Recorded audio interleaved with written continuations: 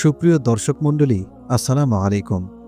আজ আপনাদের সাথে শেয়ার করতে চলেছি যে বনী ইসরায়েলের একজন ব্যক্তি ১০০ জন মানুষকে হত্যা করেছিল এবং শেষমেশ তওবা করার ফলে তার মৃত্যুর পর আল্লাহ তাআলার রহমতে যেভাবে জান্নাতে প্রবেশ করেছিল সেই সম্পর্কে একটি বিস্ময়কর শিক্ষণীয় সত্য ঘটনা, যা শুনে আপনার মন ছুঁয়ে যাবে ইনশাআল্লাহ। তাই চলুন আজকের এই ভিডিওটি শুরু করা যাক। হযরত আবু সাঈদ বিন মালিক থেকে বর্ণিত, নবী করিম সাল্লাল্লাহু আলাইহি ওয়াসাল্লাম বলেন, তোমাদের পূর্ববর্তী জামানায় বনী ইসরায়েলের মধ্যে একজন লোক ছিল যে ৯৯ জন মানুষকে হত্যা করেছিল, কিন্তু শেষমেশ সে তওবা করার চিন্তা ভাবনা করছিল। তাই সে একজন আবেদের কাছে গেল। একজন আবিদ বলতে বোঝায় যিনি সৎ ও সরল পথের উপর আছেন, কিন্তু তার ভেতরে শরীয়তের গভীর জ্ঞান নেই, যা একজন আলেমের আছে। এবং লোকটি আবিদকে বলল, আমি ৯৯ জন মানুষকে হত্যা করেছি, এমত অবস্থায় আল্লাহ তাআলা কি আমাকে ক্ষমা করবেন? লোকটির কথা শুনে আবিদ বলল, তুমি ৯৯ জনকে খুন করেছ, আল্লাহ কিছুতেই তোমাকে ক্ষমা করবেন না।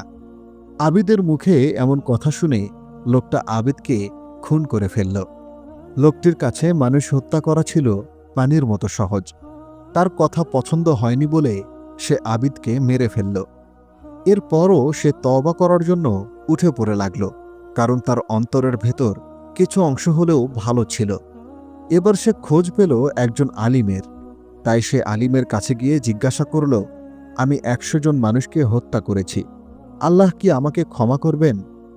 লোকটির এমন কথা শুনে আলিম তাকে বললেন, হ্যাঁ, তোমার ক্ষমা পাওয়ার আশা আছে। তুমি যদি তওবা করো, যদি আল্লাহ তাআলা তোমার জন্য তওবার দরজা খুলে রাখেন, তবে কে বাধা হয়ে দাঁড়াবে? লোকটি তখন বলল, তাহলে আমাকে এর উপায় বলুন।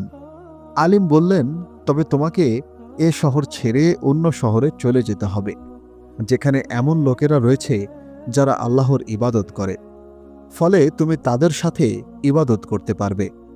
আলিম বুঝতে পেরেছিলেন লোকটি যতক্ষণ এ শহরে থাকবে ততক্ষণ সে পাপ কাজ করতেই থাকবে, যদিও সে তওবা করে, কারণ সে খুন করার প্রতি আকৃষ্ট হয়ে গেছে। ঠিক একজন ড্রাগ অ্যাডিক্টেড বা নেশাখোরের মতো।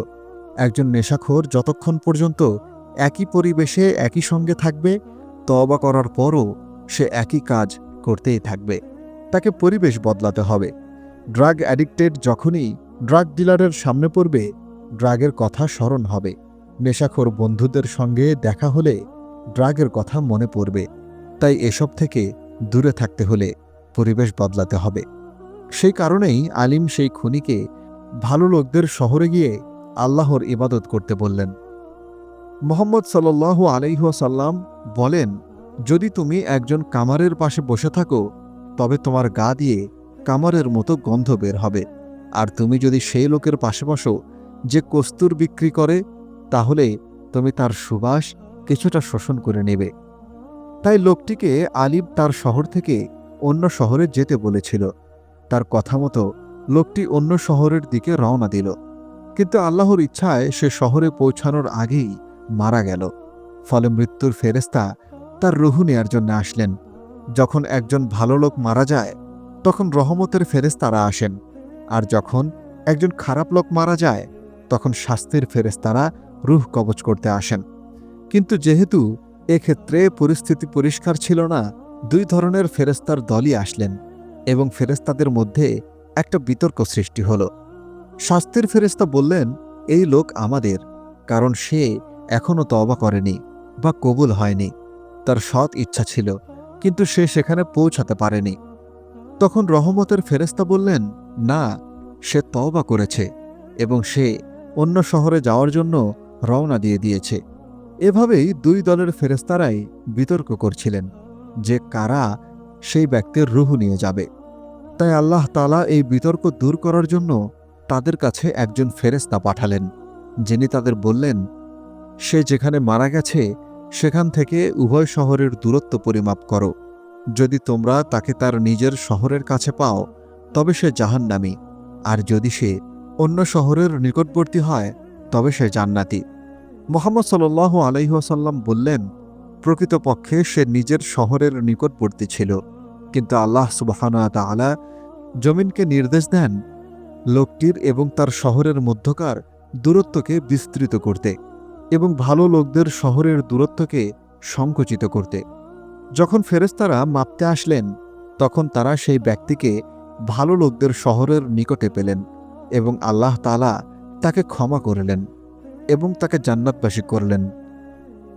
প্রিয় বন্ধুরা, ঘটনাটি বিশ্লেষণ করলে দেখা যায় আল্লাহ তাআলা ওই ব্যক্তিকে ভালো শহরের কাছে মৃত্যু দিয়ে সহজেই ঘটনা চুকে দিতে পারতেন, কিন্তু তা তিনি করেননি।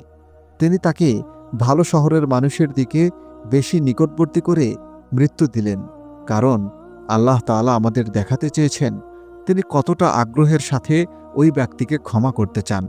তিনি এভাবেই আমাদেরও ক্ষমা করবেন।